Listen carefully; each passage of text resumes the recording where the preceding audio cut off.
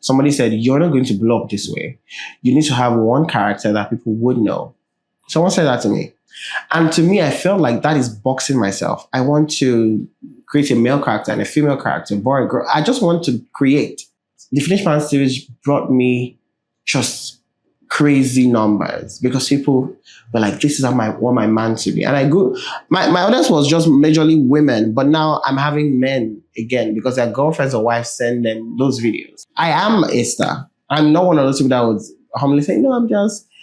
But at the same time, I don't think that walking on the road, I should need security and it's not that serious. You are not part of I know where I'm coming from. You are not important to me. And I'm not going to make you important by answering you.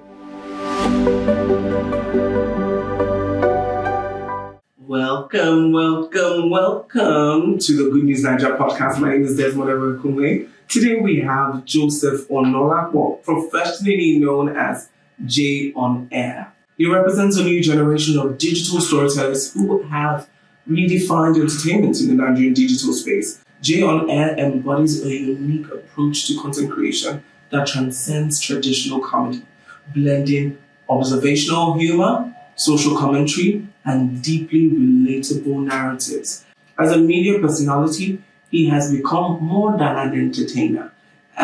He is a cultural interpreter, using digital platforms to create meaningful connection and spark important conversations. You'll enjoy this chat with Jay on Air.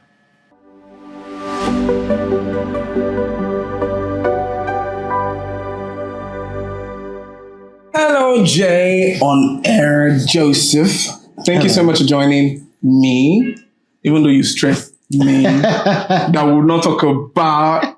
But I'm very excited to be having this conversation with you because I've known you for a number of years. Yes. I've known you from when I used to invite you for there's this production that we're doing. Yeah. But that time you'd accept and just come, and even though we're just experimenting, you just support, which is really great. And I'm just very excited that you're still supporting my humble self, of course, till now with the millions of followers and fans across Nigeria. I'm very excited that you're doing this with me. Thank you. So, how much has changed since then?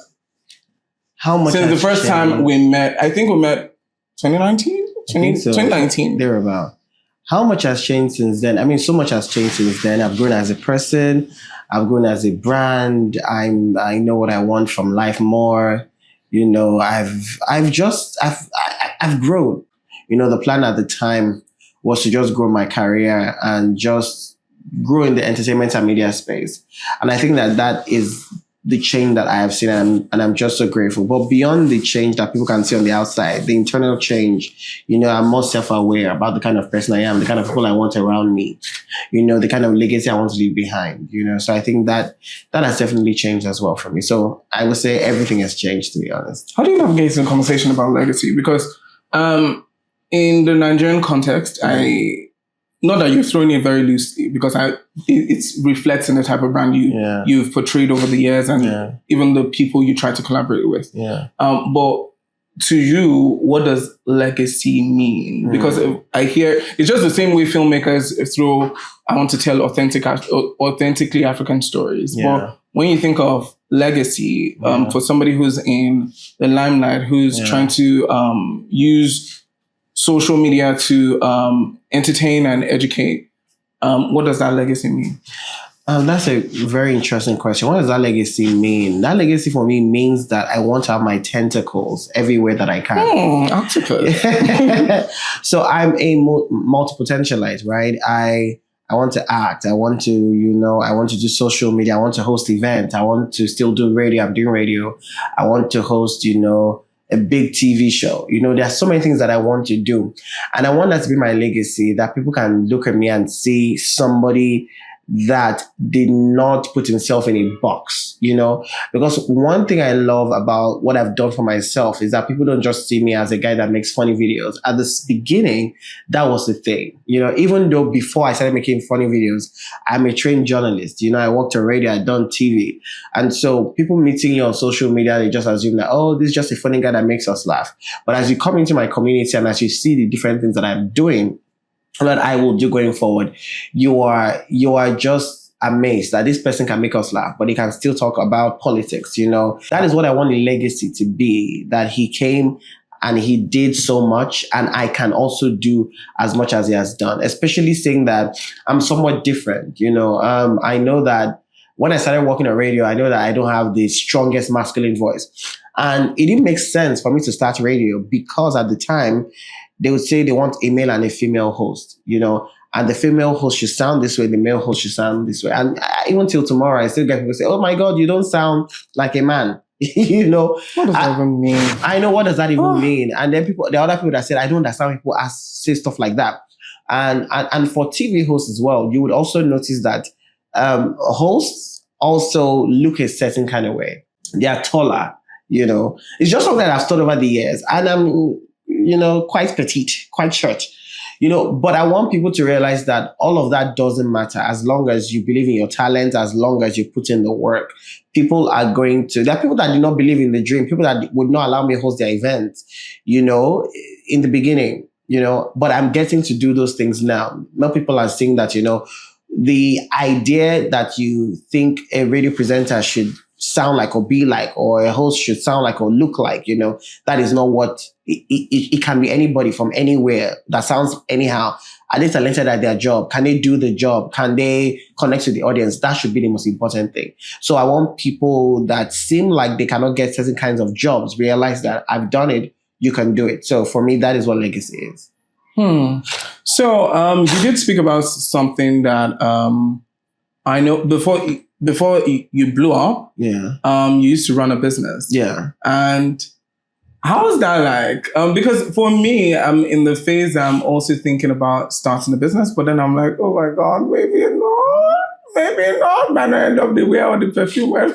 But I'm just saying. But I'm in the phase where I'm about to start a business. But for you, what was that like? Because when the phase where you had done radio in Benin, I'd also done radio in Benin, but then you were doing radio in Benin and then you moved to Lagos, and then you are now also doing a business. Yeah.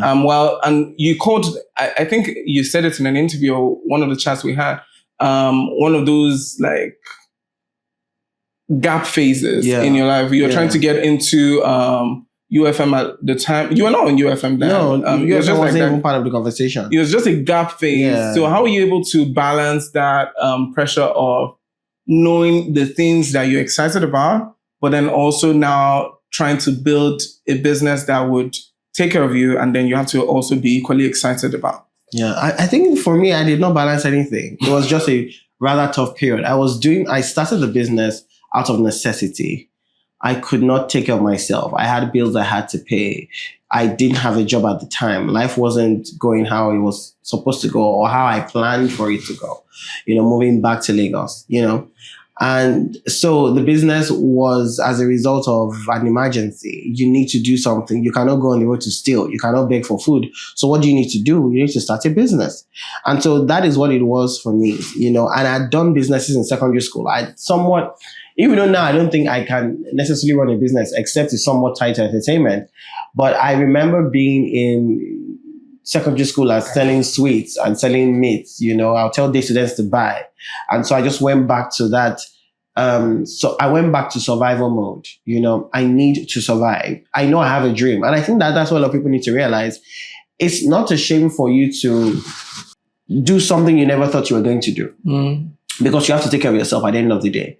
Dreams are, you know, all have dreams. I want my dreams to happen for me. I want to be the biggest this. I want to be If it's not happening, how are you going to take care of yourself, you know, at the moment? And so that's what I was thinking. I did not let go of my dreams, but I realized that I had to take care of myself, you know, and that's why it's important to me. And that's why I don't belittle people that it seems like they're giving up on their dreams. They may not be giving up on their dreams. They are just doing something to take care of themselves, you know, and that's why, you know, when you are looking at people's stories or when you see what people are going through, you have to give people grace, you know, because at the end of the day, everybody wants to do amazing things. But the path for people is just different. There are people that I knew got on social media and blew up in 1 year and got brand deals that, you know, were giving them millions. For me, it took me 4 years, you know, to blow up in a way that brands could say, I'm interested in this. So everybody's path is different at the end of the day. So that business for me was just to survive. And I remember, I think last year, I still got a message from someone that had that business. Someone said, "Oh, I want to buy shorts." I'm like, "Oh, shout out to you."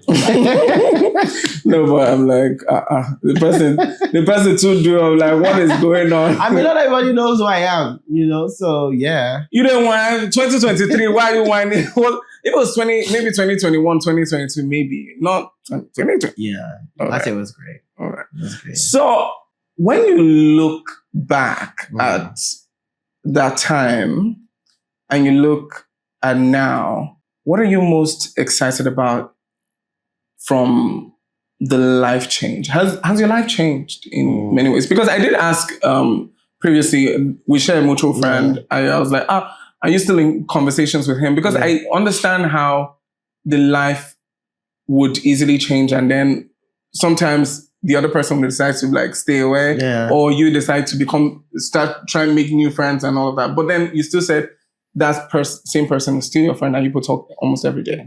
So which means that you stayed consistent with the people that were your friends before the fame and all of that. So these two times, like before the fame and now that you have the fame, have you managed the friendships and life from these two times? I think how I manage the friendships. I think for me, I just can read people. I know people that are supposed to be in my life and people that are important to me and people that will be there when I'm poor or when I'm rich or when I'm successful and unsuccessful. So those people have stayed.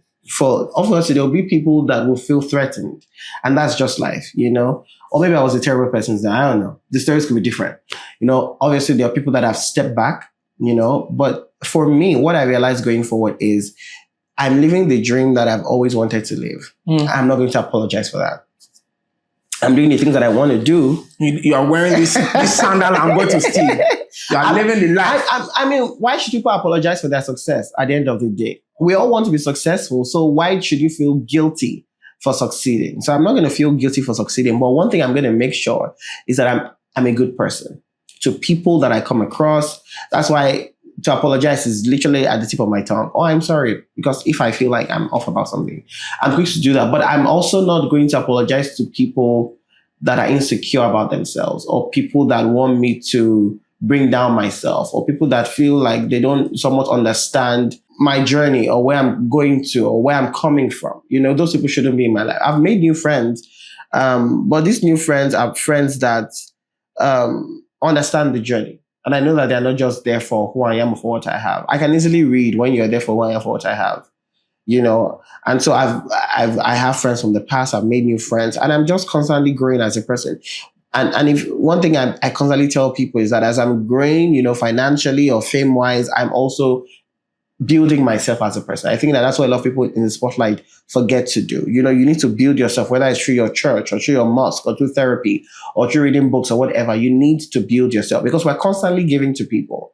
And if you don't also feed yourself, you become a shadow of yourself. You're successful, but you don't know who you are, And so I don't want to be one of those people. And that's why constantly growing myself or being a better person is important to me. So yeah.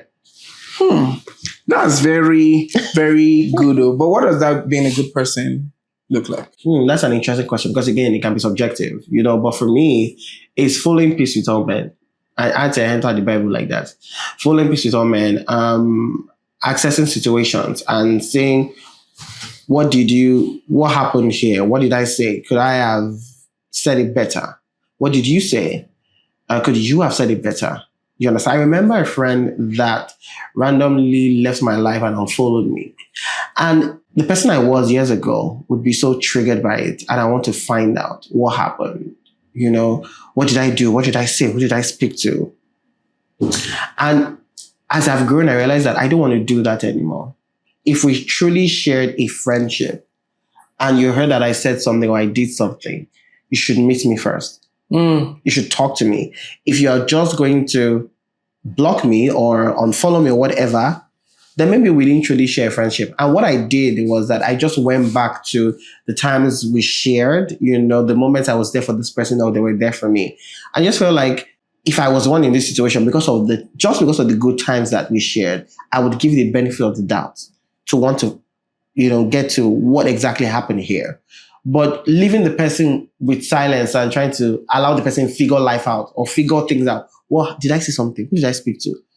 You want to turn me to FBI agents when we're friends? I'm not going to do that. So for me, that's one thing that I think that for me, that's what it is to be a good person. Valuing friendships, valuing people, valuing not just people that you're going to get things from, but just people, that you meet. As somebody that is in the spotlight, you meet people every day. The cashier at the store, the petrol person, the rich person, the not so rich person, ensuring that you treat everybody and make everybody feel as important as they should feel. I think for me, that's what it means being a good person. Do you think your following is a reflection of who you are and the kindness that you express and share with the world? I definitely think so. Because if you genuinely are part of the tribe, like I call us, part of the tribe, then you know that we're constantly pushing joy and love and peace and not controversy. Go away. and not controversy. And that's the thing. One of the reasons that I will not do like a public regular giveaways, because that is not what I'm trying to push. Okay. People that are helped. Your number. Exactly.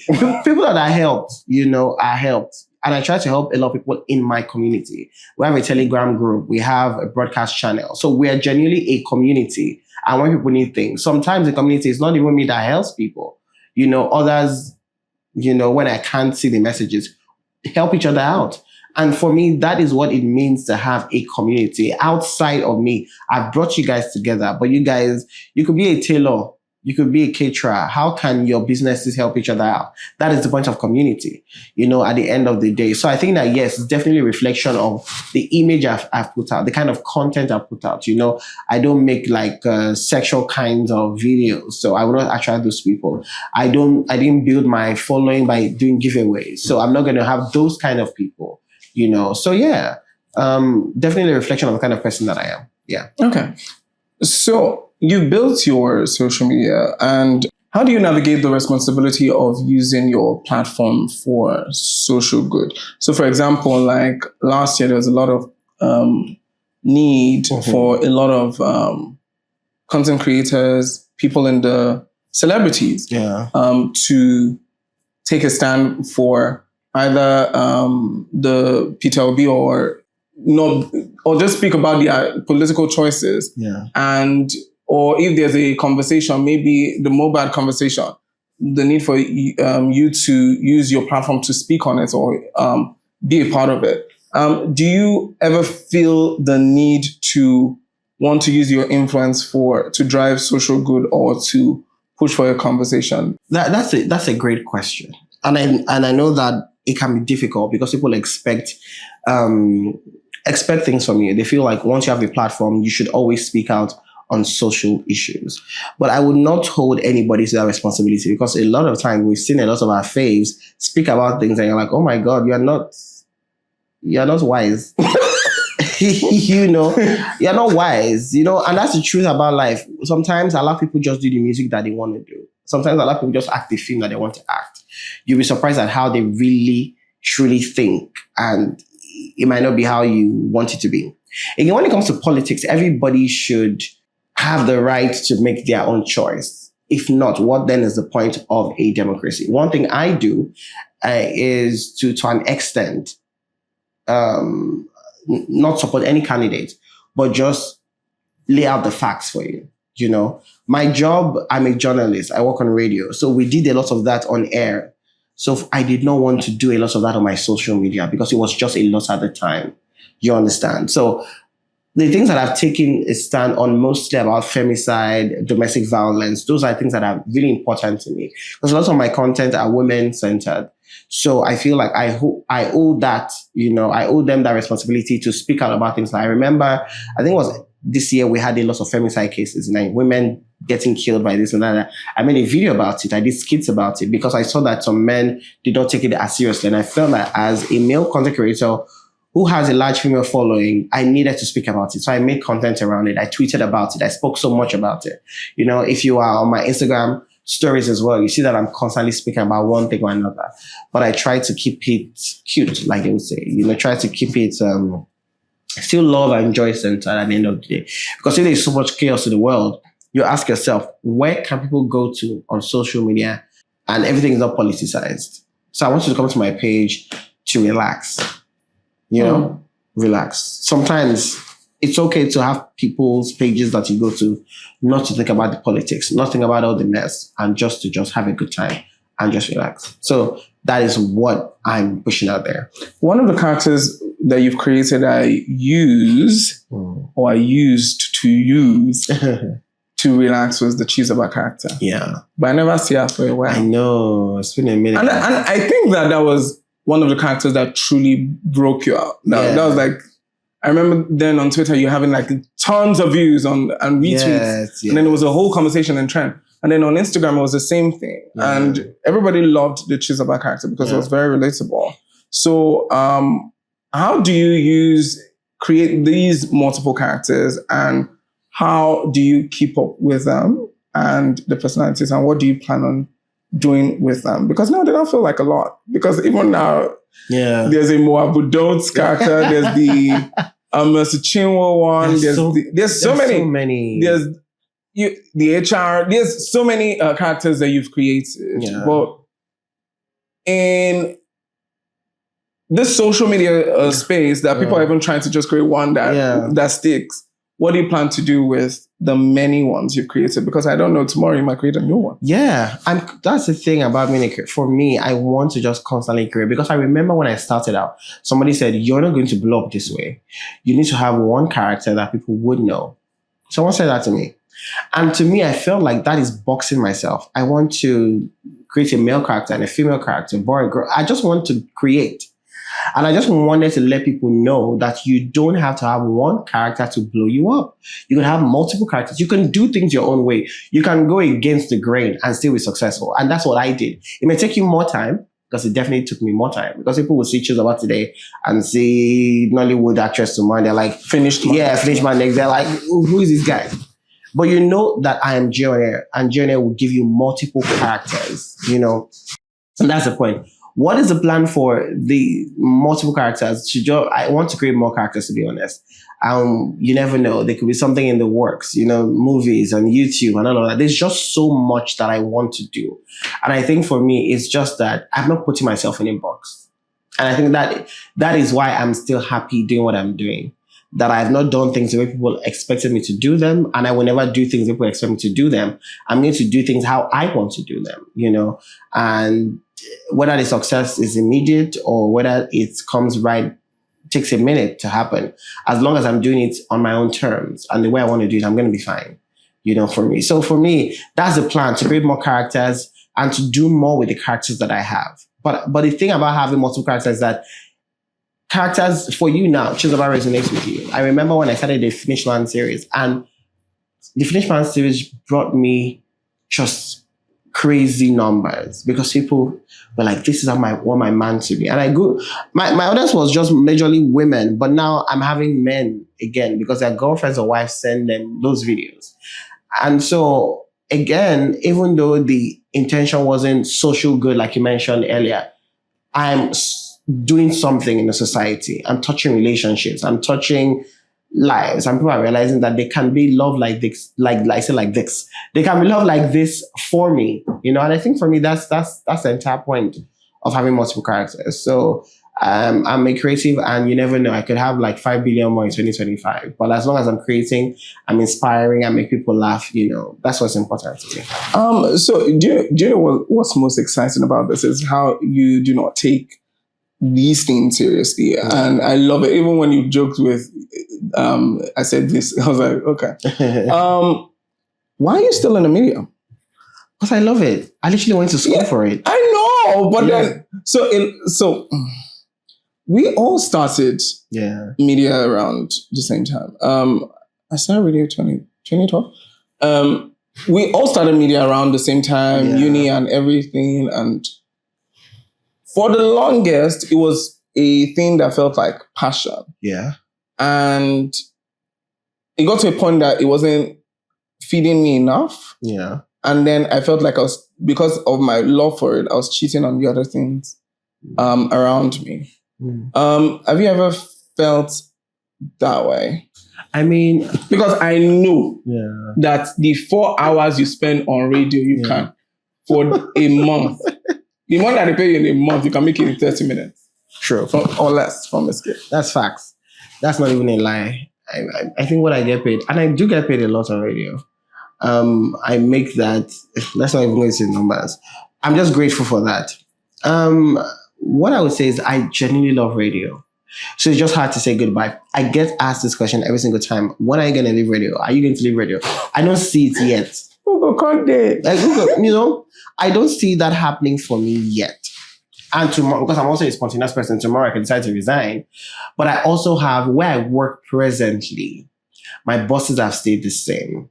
Before the fame, after the fame, they have stayed the same. So it's not as if they started treating me well when I became more popular. No, they've always stayed the same. And you hardly find bosses like that in the media. Like you said, we started around the same time. We've worked with so many people. We know how terrible people can be in the media space. So to have bosses who don't want to cheat you. I remember when we started out, where I presently work. By the way, I work with 88.5 UFM Ultima.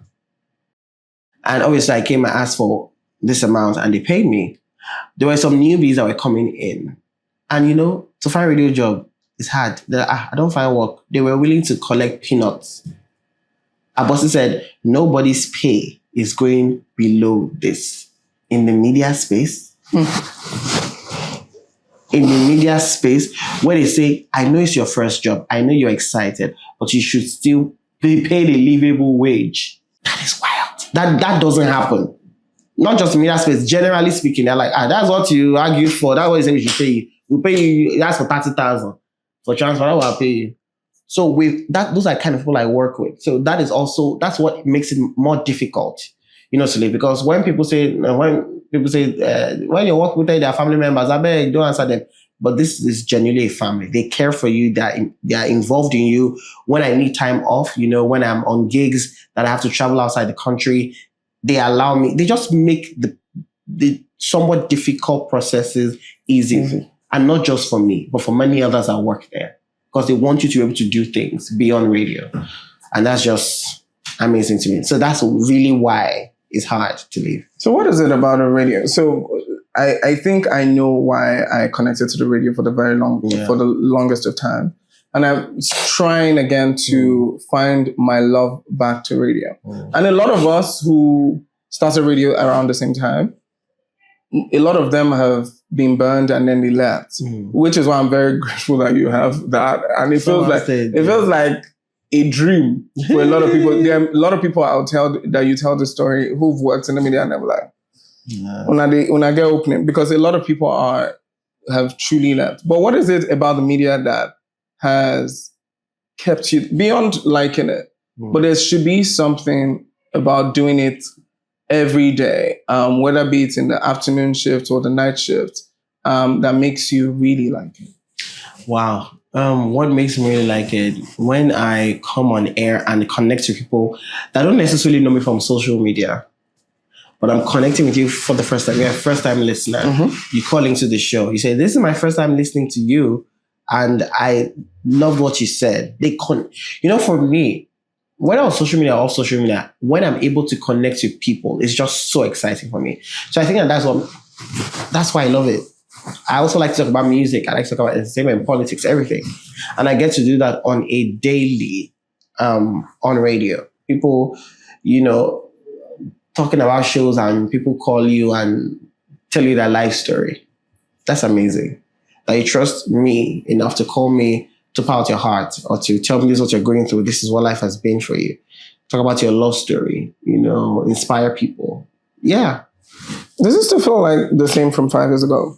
Because you worked with a radio station, because I worked, you worked in a radio station that was the envy of every person in Benin, because it seemed at some point they had market share for they packed all the listeners in Benin. And there's a connection that the radio presenters had with the audience back then in Benin City.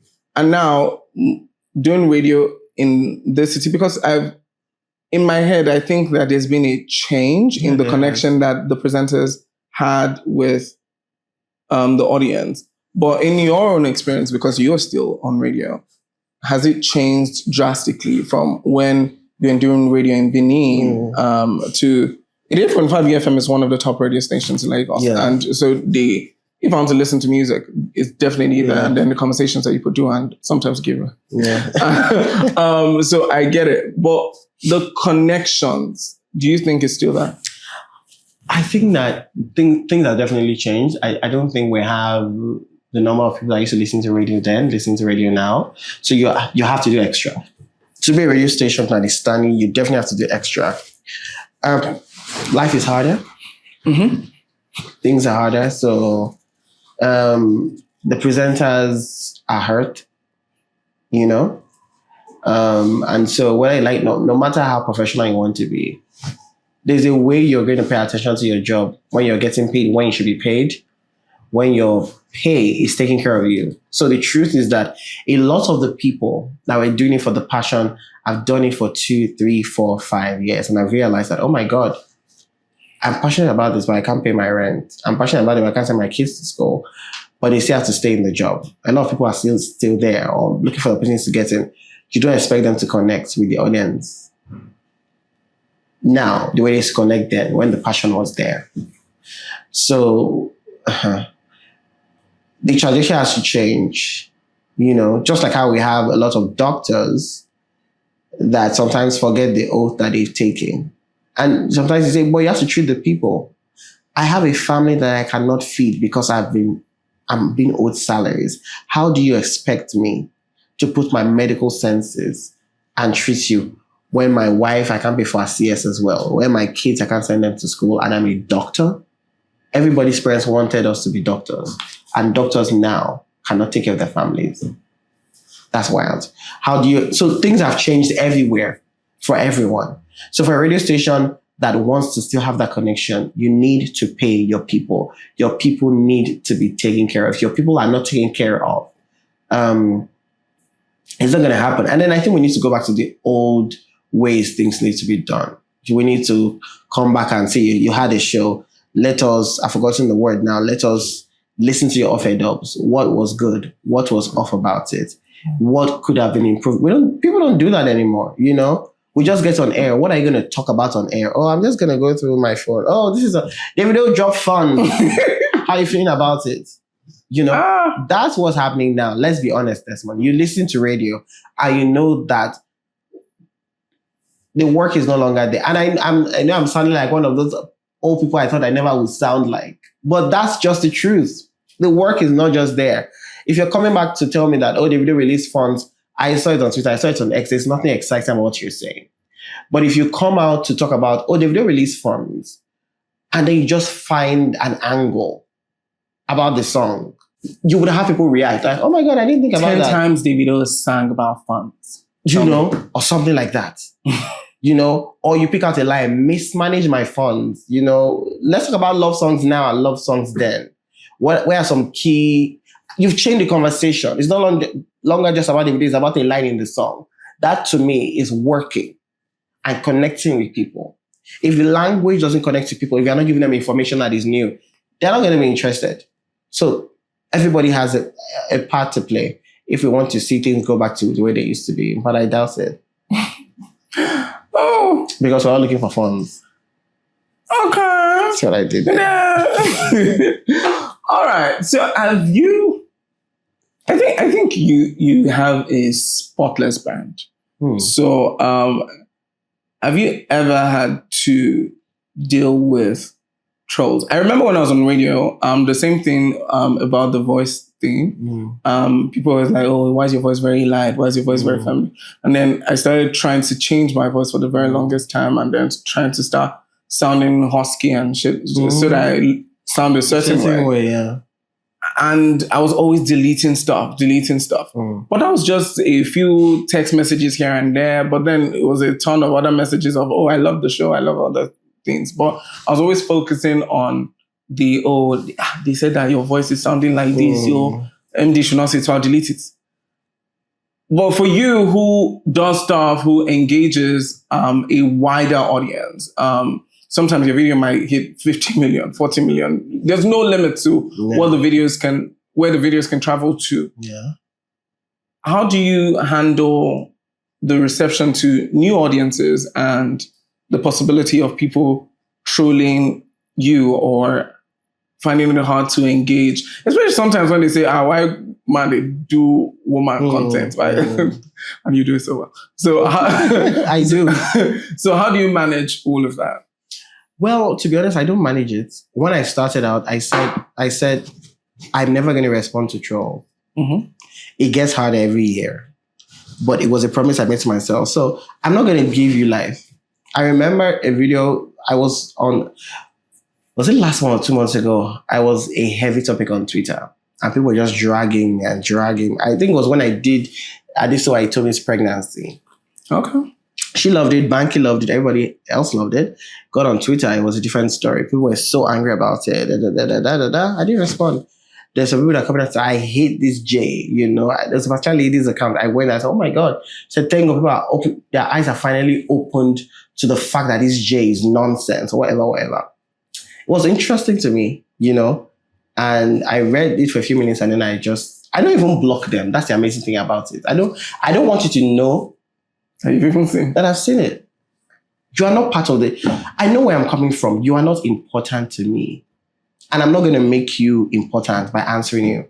And guess what? He died. And I've gotten bigger opportunities after that happened. And I realized for me that sometimes I get trolled when big opportunities are happening. A week before this happened, I was announced by Stamic IBTC as the host of the game show. I've been doing this for years. Why are you finding this video now? Why are you trying to dim my lights? I didn't respond to it. And I even got more reposts on my Stamic announcement, so that was good for me. For me, and I know that people say, Jay, it's so hard not to respond, but I get so much love. I'm going to stick to the people that love me. And I'm not oblivious to the fact, not everybody can love me. Some people don't even like cake. Some people don't like bread. Some people don't like, what's something that you said, ice cream. Beyonce. I'm like, you're a joke. Exactly. No, people don't like there are things that you think everybody should like that people don't like. So why would I think that J on air is going to be liked by everybody? So I'm not going to deceive myself and answer those people. But one thing that's going to happen is that you constantly know that I'm going to grow. You will hear me. You will see me. And you will die with your hate. You will die with your hate. So what have I done to you? It's true. But how do you keep up with... Because again, genuinely, when I messaged you at 12, was because this interview was done by 1.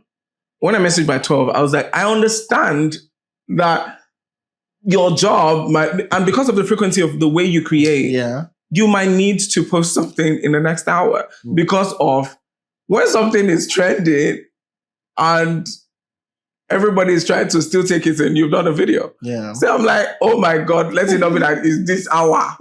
That's when Barack Obama decided he wants to marry something else. I've given you a time. I've given it time. And we know that this interview has been, we've been working on it for a long time.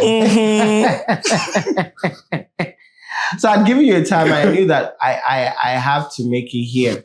And if anything trending happened, I would still find a way to. I remember a video we wanted to do with some of my collaborators, and then somebody else has shot it and done it. And they were like, oh, do you think she should? I'm like, this is not me though. That's the thing. I'm confident in who I am and what I carry.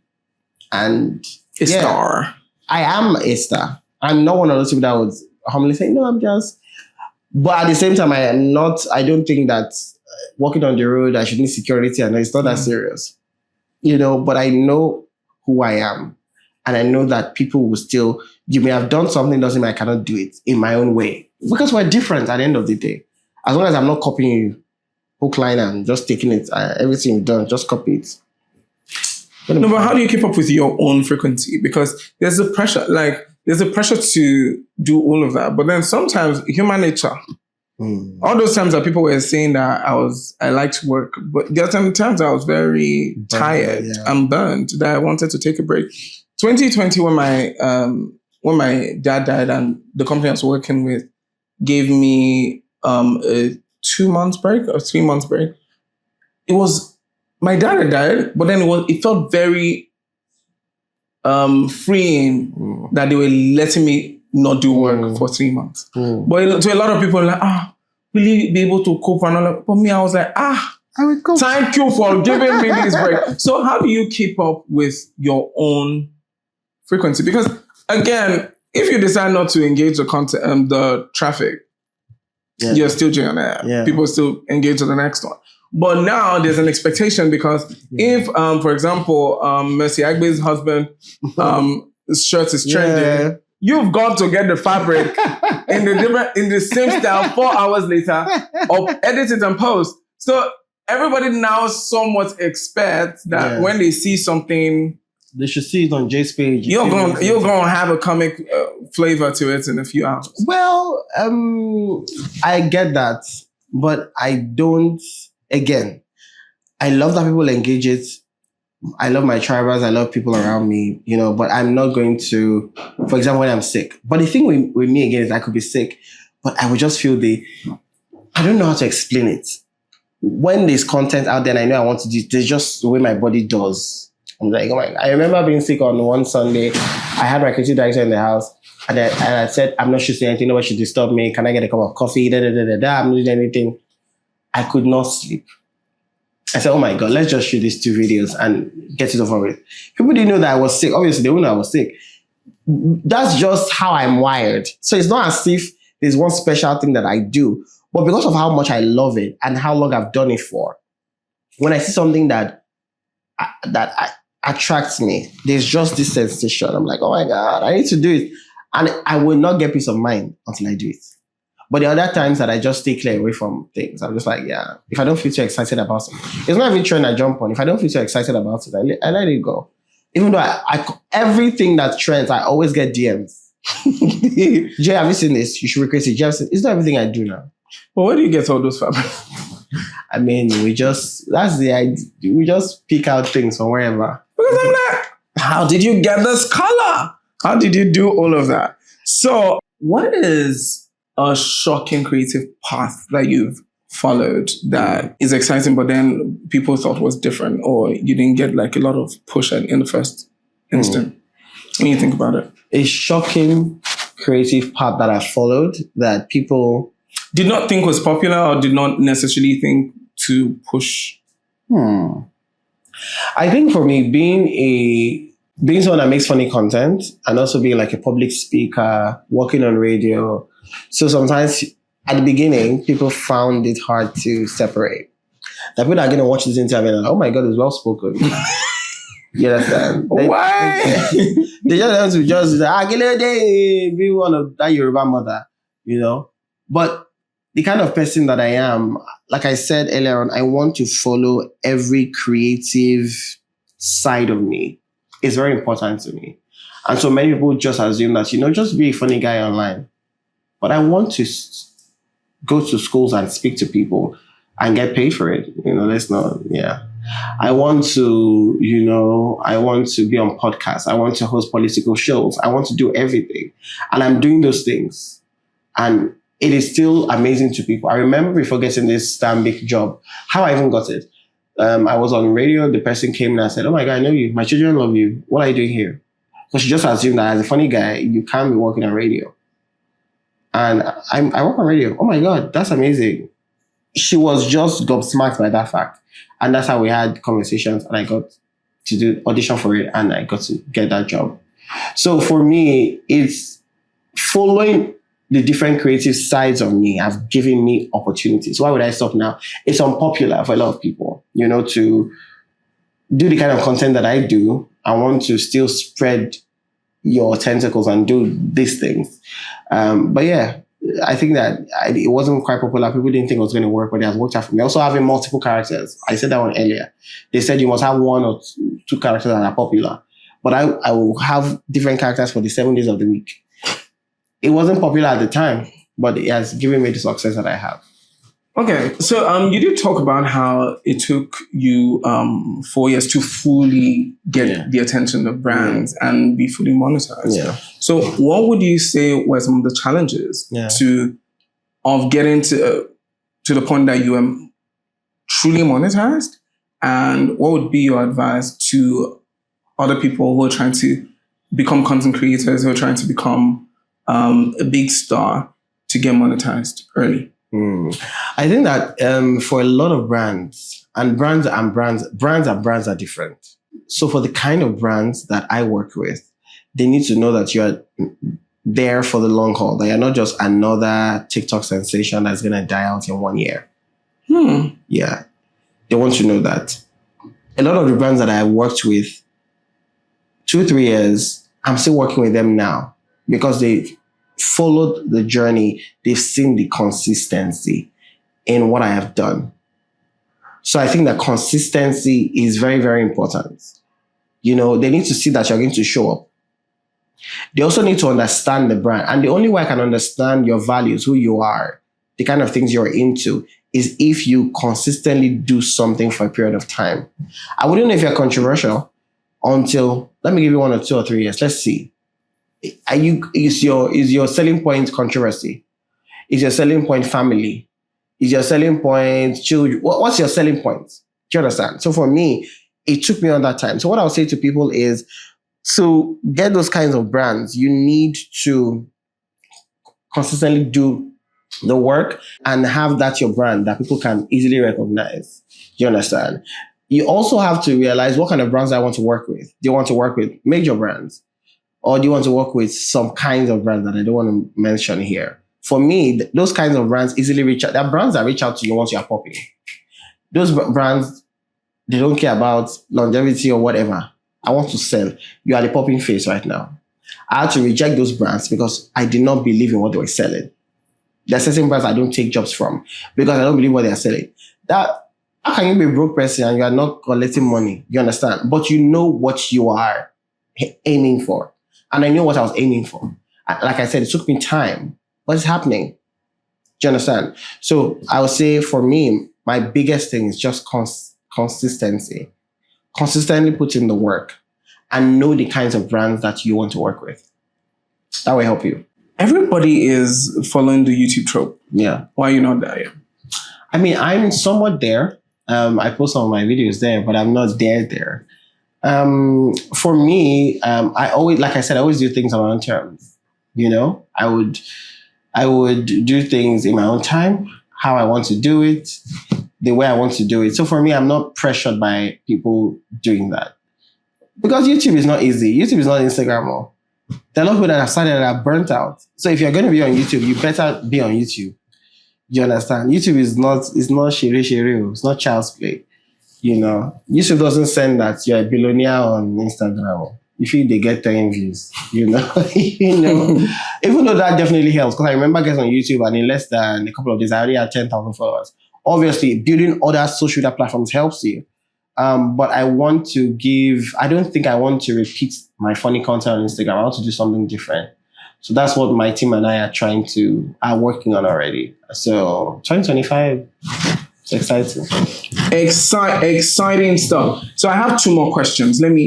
I'm trying to make sure I don't forget it, which is why it's important to write people. How do you see Nigerian content shaping the global entertainment landscape? What are the opportunities and challenges for Nigerian creators to break into international markets up to the level? Yes.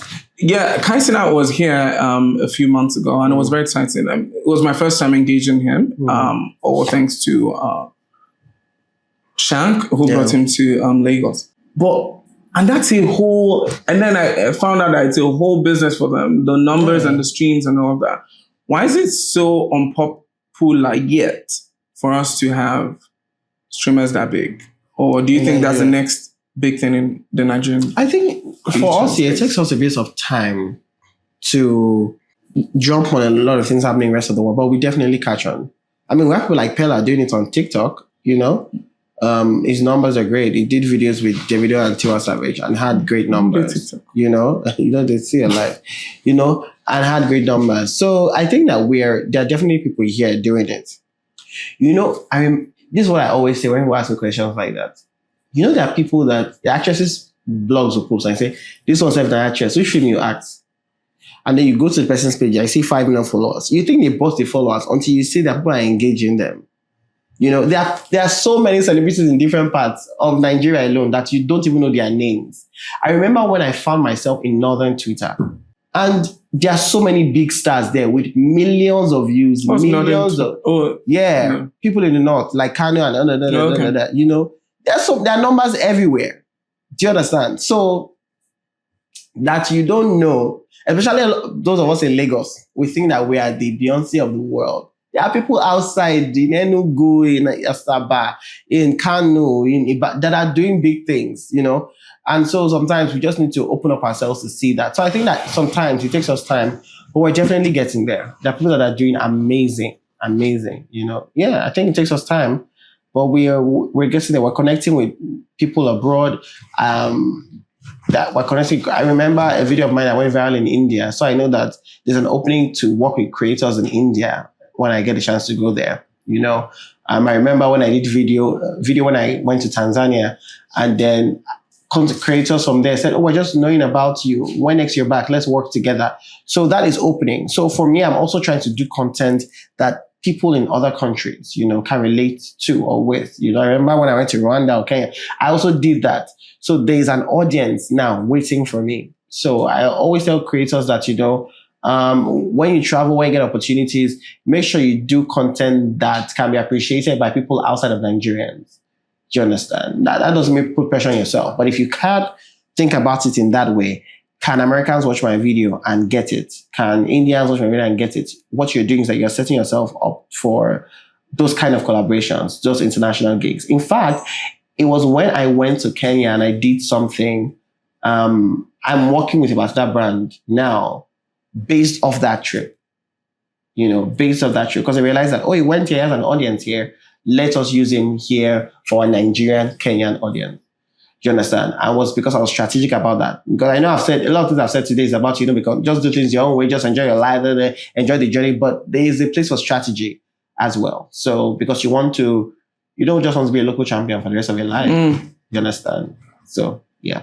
So, I did say final question, but then final question would be, how important are awards to you? Because we come from a place where those, in the media, I think all those awards are important when you come from the media, to just try to, because your job almost feels thankless. Yeah. And then to just say, yeah, well done, you're doing a good job. But for you who's now in both spaces, which is you work in the media and then you also work in entertainment, content and all of that, how important are these awards to you? How important? To be honest, I get excited when I get nominated, but I don't need to be a pessimist, but I never think I'm going to win. Why? I just don't think I'm going to win. I just don't. And I don't think too much. It's not a bad thing. I know people watch that. Oh my God, it's so pessimistic. No, that's not the point. I don't know. For me, once I get nominated, is it a big award show? Yes. I want to dress good because I'm being strategic. I want to be part of the conversation. Being part of the conversation doesn't necessarily mean me winning. It could be me dressing really nice for the show or creating content around the show. That's how I think. Do you understand? I'm not thinking about the awards because, again, some of our biggest stars in the world, don't have certain awards. Does that change who they are or what they've achieved or what they've done for the culture? It doesn't. And if you are so award-centered, when you don't win, you will need serious resurrection power. Do you understand? But for me, an award show is like every other day. We do it, we go on to the next. Especially this year, between last year and this year, I've been nominated for every major award and I've lost every single one of them. So imagine if I was so I need to win. Well, I remember not even being nominated for one award show. I think it was last year. The Future Awards. I wasn't nominated. And we have people tagging them, why isn't he nominated? It became an entire thing. Do you understand? I did not like that attention because it's just not who I am. And that, I'm not saying that's the reason they nominated me this year, shall maybe nominated, I'm maybe not bitter. I'm not saying that's why, but for me, I'm just trying to see people know that I'm not award-centered. And for award shows that nominate me, and I don't know whether I should say this, I want us to get people to vote. I always tell them I'm grateful, but that's not my style. I would never put up a picture and say, oh, vote for me. No, I always will post and say, oh my God, thank you, we're nominated for this. But that's where it's going to end. I'm not going to coerce my fans, people that follow me to say, oh, vote for me. Do you understand? It's just not who I am as a person. I did not get into this for awards. Do you understand? You got in for the audience because you like it and money. Yes, that one is important. If they call you for a award show, I'm hosting something that they're paying me 10 million. What's going to happen? Exactly. Yeah. But shout out to awards, still nominate me, or maybe give me. I'll be grateful. I give good speeches, as you can tell. Like, oh my God, it's been such a great journey. Yeah, just on the. You said big cry. This is a long time coming. I'm an actor now. This is a long time coming. All right, drop tears. I remember when I started this, I never thought I want to thank my God, my mother, and then they always say fans last. The fans. And that's yeah. I know how to give great speeches. Yeah. Hey. So thank you very much for joining us on this conversation. It's been a really, really good conversation. It's been a long time coming. Yes, it has. And I really pray that we all grow to the place that, because 2019, I don't think that you'd have imagined that you'd be here. And it's just been 5 years. Like the whole life changed post-COVID and all of that.